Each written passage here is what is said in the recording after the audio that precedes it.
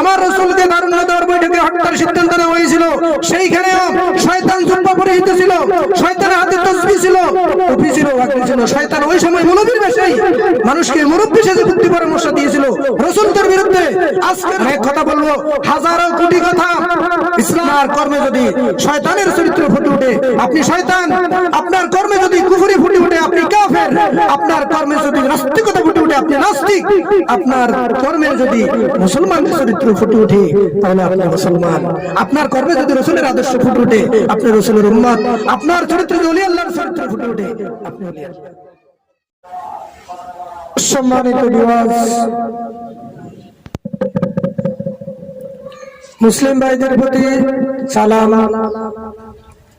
এবং অন্যান্য জাতি ভাইদের প্রতি শুভেচ্ছা। আজকের উদ্দেশ্য শুধু একটা, বিপদগামী সাধারণ মানুষগুলোকে সঠিক রাস্তা দেখিয়ে দেওয়া। যুগে যুগে আল্লাহ রাব্বুল আলামিন দয়া করে, মায়া করে, মেহেরবানি করে নবী রাসূলদেরকে প্রেরণ করেছেন যুগের বিপদগামী মানুষগুলোকে, পথহারা মানুষগুলোকে সঠিক পথের দিশা দেওয়ার জন্য, অন্ধকারে আলো চালানোর জন্য। তাই আমি ক্ষুদ্র মানুষ মহান রবের দেওয়া ইলম থেকে কিছু অংশ আপনাদের মাঝে বিলি দিয়ে পথহারা মানুষগুলোকে সঠিক পথ দেখিয়ে দেওয়া, বিপদগামী মানুষগুলোকে সুপথগামী করা, এই উদ্দেশ্যে কথা বলা। কারণ যুগের কালে আমরা আইয়ামে জাহিলিয়াতের যুগের কথা শুনেছি, কিন্তু আমরা কেউ চোখে দেখিনি। কিন্তু ওই যুগের বর্বরতা, কুসংস্কার, কালচার যেগুলি আমরা কিতাবের পাতায় দেখতে পাই, কিন্তু সেই দৃষ্টিকোণ থেকে তাকালে আজকে দেখা যায় তার চাইতে বড় কুসংস্কার এবং জাহিলিয়াত বর্তমান সমাজে চলতেছে। তো সম্মানিত ভিউয়ার্স, প্রথমে আমি আল্লাহ রাসূল সাল্লাল্লাহু আলাইহি ওয়াসাল্লামের বাল্যকালের একটি কথা বলি। তিনি যখন ছোটবেলায় দেখেছিলেন বিভিন্ন দেশের বণিকরা যখন আরব দেশে ব্যবসার জন্য আসতো, ডাকাতেরা লুণ্ঠন করতো, জুলুম অত্যাচার করতো, ওদের ডাকাতি করে নিয়ে যেত, সম্পদ নিয়ে যেত। তিনি একটি সংগঠন করেছিলেন, যেই সংগঠনের কাজ ছিল মানুষের নিরাপত্তা দেওয়া, ডাকাত জুলুমের প্রতিরোধ করা, ন্যায় বিচার শান্তি প্রতিষ্ঠা করা। যে সংগঠনের নাম ছিল হিলফুল ফুজুল। সৃষ্টিপ্রেমিক এরকম একটি সংগঠন করেছিল। যাই হোক, সেদিকে যাবো না, কথা লম্বা হয়ে যাবে। তাহলে আল্লাহ রাসূল সাল্লাল্লাহু আলাইহি ওয়াসাল্লাম শিশুকাল থেকে দেখিয়েছেন যে শান্তির লক্ষ্যে তিনি সংগঠন করেছেন, ডাকাতি জুলুম অত্যাচার প্রতিরোধ করে ন্যায়কে প্রতিষ্ঠার জন্য।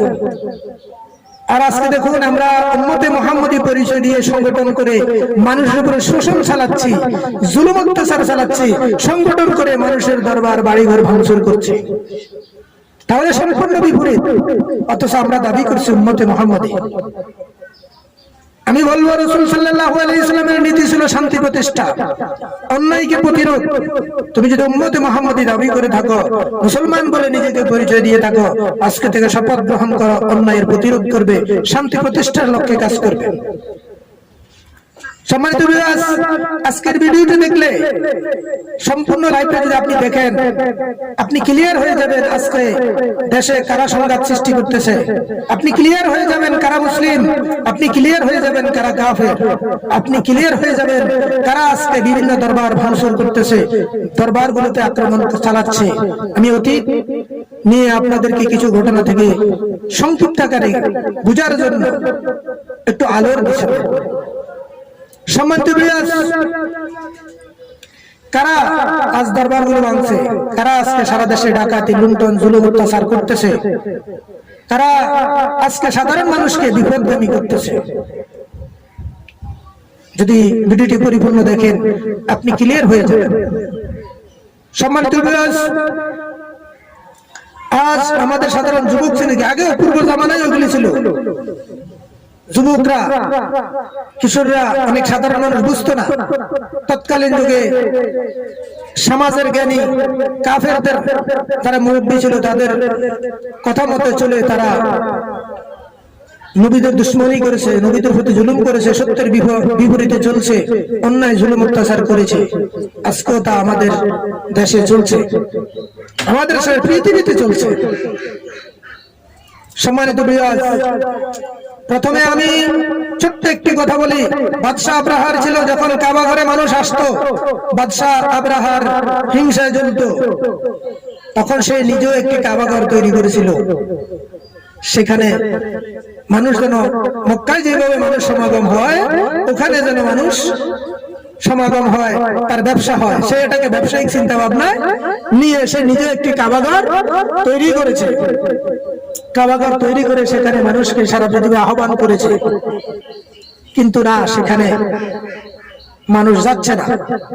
ওখানে উনি কাবাঘর তৈরি করছে, বিশেষ প্যাকেজ ঘোষণা করছে, কিন্তু মানুষ সেখানে যায় না। বরং ওখানে আরো অনেক ঘটনা, সেদিকে যাব না। মক্কায় কেন যায় মানুষ, এখানে কেন আসে, এই কথা বলতে গেলেও আমাদের আজকের সমাজে যারা বড় বড় মুফাসসির সেজে আছে এরা বলতে পারবে না।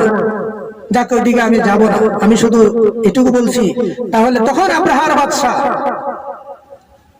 হিংসায়, প্রতিহিংসায় জ্বলে সে কাবা ঘর ভাঙার জন্য এসেছিল। আল্লাহ কাবা ঘর থাকতে দিবে না, সে হাতি নিয়ে এসেছিল কাবা ঘর ভাঙার জন্য। আব্রাহার বাদশাহ মুসলমান ছিলেন না, আব্রাহার বাদশাহ ছিলেন কাফের, তার অনুসারীরা ছিল কাফের, আর এই কাফেরেরাই ভাঙতে এসেছিল কাবা ঘর। তাহলে বুঝছেন, কোন নবীর জীবনীতে নেই কাবা ঘর ভাঙ্গার, নবীর অনুসারীদের জীবনীতে নেই কোন ইসলামী কোন ধর্মীয় প্রতিষ্ঠান ভাঙ্গার। এটার প্রথম ইতিহাস সৃষ্টি করেছে আব্রাহার বাদশাহ। সে ছিল একটা কাফের, তার সঙ্গী যারা ছিল তারা ছিল কাফের। আর হিংসায় প্রজ্বলিত হওয়া, এটাও কুফরি, এটাও কাফের। যার ভিতরে হিংসা রয়েছে সে এখনো নাপাক, আর নাপাক ব্যক্তির দ্বারা ইবাদত কোন প্রকার ইবাদত গ্রহণযোগ্য নয়। যাক, ওই দিকেও যাচ্ছি না, কথা প্রতিটি শাখা প্রশাখা অনেক লম্বা হয়ে যাবে। আমি শুধু মূল কয়েকটি পয়েন্ট দেখিয়ে দিয়ে যাচ্ছি, যাতে করে আমার দিশাহারা জাতি, দিশাহারা যুবক, পথহারা যুবকগুলি যেন সঠিক পথের সন্ধান পায়। সম্মানিত বিরাজ, আজ আরেকটি দেখুন, আওলাদ রাসূলের, আমার রাসূল সাল্লাল্লাহু আলাইহি ওয়াসাল্লাম জগতে যখন আসে, তিনি ছোটবেলা থেকেই বলছি শান্তি প্রতিষ্ঠার লক্ষ্যে সংগঠন করেছিলেন। ওনার আদর্শ ছিল শান্তি প্রতিষ্ঠা, ওনার আদর্শ ছিল ডাকাতি, লুণ্ঠন, জুলুম, অত্যাচার প্রতিরোধ। তাই শিশুকাল থেকে তিনি সেটা দেখিয়েছেন। শিশুকাল থেকে তিনি ন্যায় বিচার প্রতিষ্ঠা করার সিস্টেম দেখিয়েছেন। কাবাঘরের পাথর প্রতিস্থাপন করতে গিয়েও তিনি সেখানে ন্যায় বিচার প্রতিষ্ঠা করেছেন। কিন্তু আজ আমাদের সারা দেশে বিভিন্ন ধর্মের নামে সংগঠন করে বা বিভিন্ন নামে সংগঠন করে, শান্তির নামে সংগঠন করে অশান্তি সৃষ্টি করছে, মানুষের উপর জুলুম অত্যাচার করতেছে, যা সম্পূর্ণ ধর্মের বিপরীত, সম্পূর্ণ রাসূলের আদর্শ জীবনের বিপরীত, সমস্ত আল্লাহ রাসূলের দেওয়া বিধানের বিপরীত। তাহলে আল্লাহ রাসূলের বিধানের বিপরীত যারা চলে তারা কখনো মুসলমান হতে পারে না, তারা কখনো উম্মতে মুহাম্মদী হতে পারে না। সম্মানিত বিরাজ, মক্কার কাফেরেরা আমার নবীর উপর অনেক নির্যাতন করেছে। যখন মানুষ ওনার কাছে আসতো সঠিক পথের দিশা পাওয়ার জন্য, তখন কাফেররাই বিভিন্ন কৌশলে মানুষকে এর থেকে ফিরানোর বহু চেষ্টা করেছে, যেন ওরা মানুষ রাসূল সাল্লাল্লাহু আলাইহি ওয়াসাল্লামের দরবারে না যায়। ফিরাইতে না পেরে বহু কলা কৌশল, বহু নির্যাতন করে শেষ পর্যন্ত ওনাকে হত্যা পর্যন্ত করার সিদ্ধান্ত নিয়েছিল। তার উন্নত হওয়ার বৈঠকে শেষ পর্যন্ত আমার নবী মক্কা ছেড়ে মদিনায় যায়। ঠিক আছে, ওই কাফেরদের আওলাদেরা, বংশধরেরা আজকে যারা বেঁচে আছে, তারাই এইভাবে মানুষকে সত্য পথ থেকে ফেরানোর জন্য বিভিন্ন ধরনের আলোচনা, বিভিন্ন ধরনের সভা সমাবেশ করে বেড়াচ্ছে।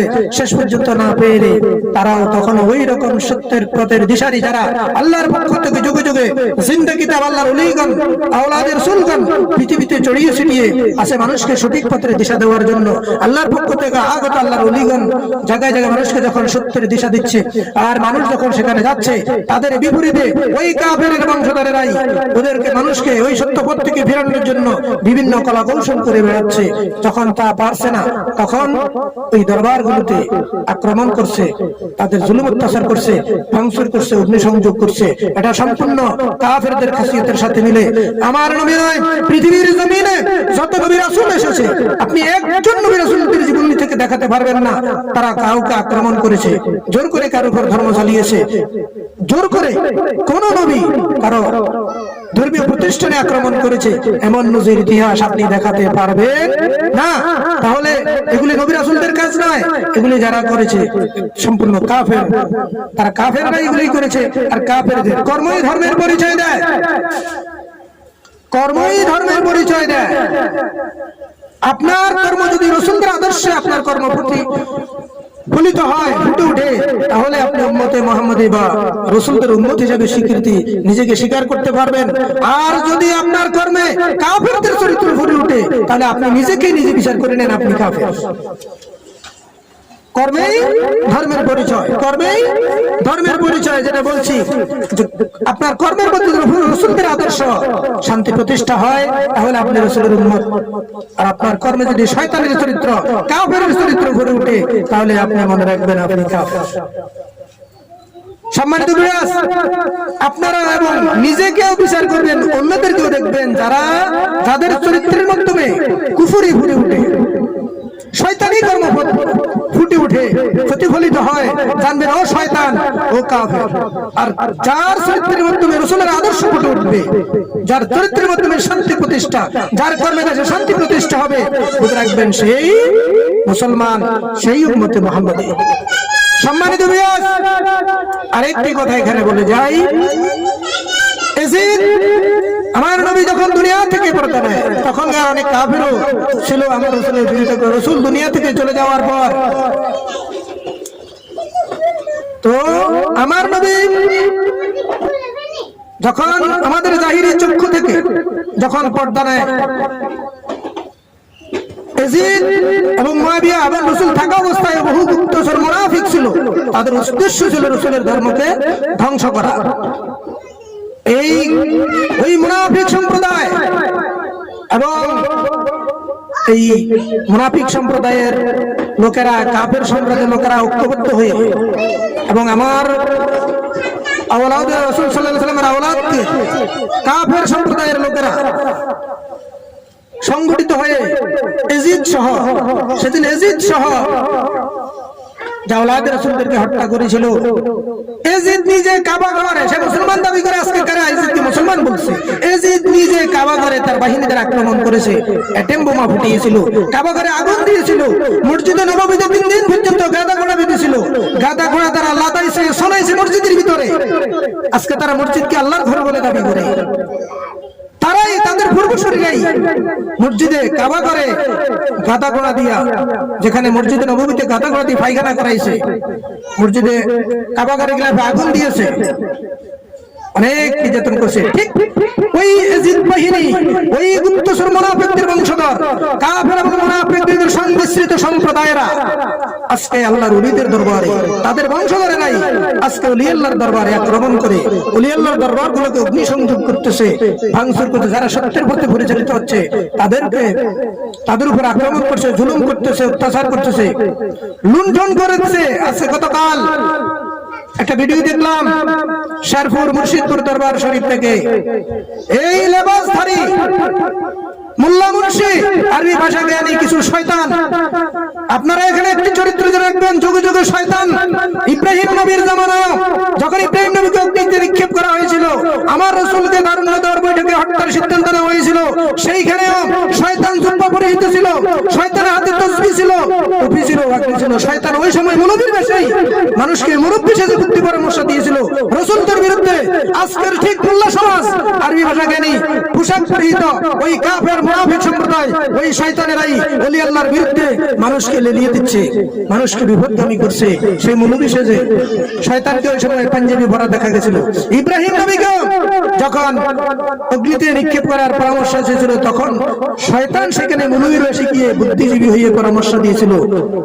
অনেক কথা বলবো, হাজারো কোটি কথা, ইসলামের ইতিহাস নয়, ধর্মের হাজারো কোটি কথা এই সিনায় আমার আল্লাহ রাব্বুল আলামিন দিয়েছেন, জমা রয়েছে, কত বলবো।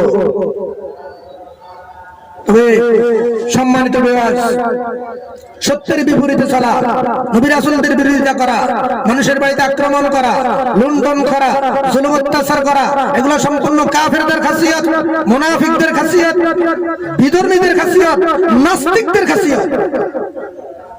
আজকে যারা এইভাবে বিভিন্ন ওলি আল্লাহর দরবারে আক্রমণ করতেছে, জুলুম অত্যাচার করতেছে, মানুষের উপরে লুণ্ঠন করতেছে, ডাকাতি করতেছে, সমস্ত খাসিয়তের দিক দিয়ে, কর্মের দিক দিয়ে এরা কাফের।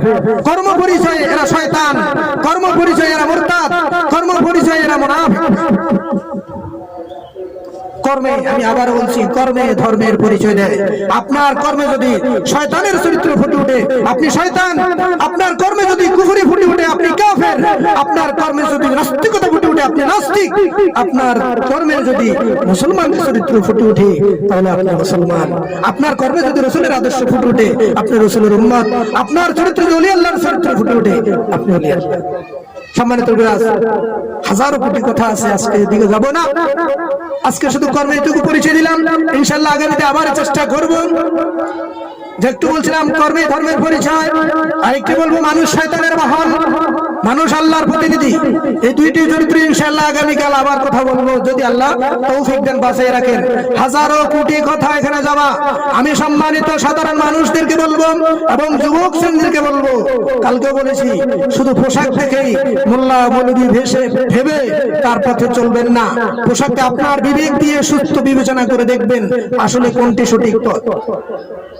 সম্মানিত বিরাজ, মানুষ শয়তানের বাহন, আবার মানুষ আল্লাহর প্রতিনিধি। মানুষ হয় নবী রাসূল, আবার মানুষ ওলি আল্লাহ। মানুষ কাফের, আবার মানুষই শয়তান। কিভাবে, কি পরিচয়ে? কর্মে পরিচয় দেবে, কর্মে পরিচয় দেবে। ইনশাআল্লাহ আগামীতে এর উপর আরেকটু কথা বলবো। সকলে দোয়া করবেন যেন আপনাদেরকে সঠিক কথাগুলো তুলে ধরতে পারি। আপনারা নিজের আল্লাহর দরবারে প্রার্থনা করবেন, এই সত্য কথাগুলোকে উপলব্ধি করে অনুধাবন করে যেন আপনারাও সঠিক পথের সন্ধান পান। আল্লাহ পাক যেন আপনাদেরকে কবুল করেন। আমরাও দোয়া করব, আমিও দোয়া করছি, আপনাদেরকে আল্লাহ সহি বুঝ দান করুক, সঠিক বুঝ দান করে সঠিক পথের দিশা দান করুক। আপনাদের দ্বারা যেন দেশে শান্তি প্রতিষ্ঠা হয়, এলাকায় শান্তি প্রতিষ্ঠা হয়, এবং আপনারা নিজেরাও আল্লাহর দরবারে আন্তরিক প্রার্থনা করুন। এই সত্য কথাগুলোকে বুঝে আল্লাহ যেন আপনাদেরকে কবুল করে, আপনাদের দ্বারা যেন দেশ ও জাতির শান্তির লক্ষ্যে কাজ করার তৌফিক দান করে। পৃথিবীর সকল প্রাণী সুখী হোক, এই কামনায় সৃষ্টি।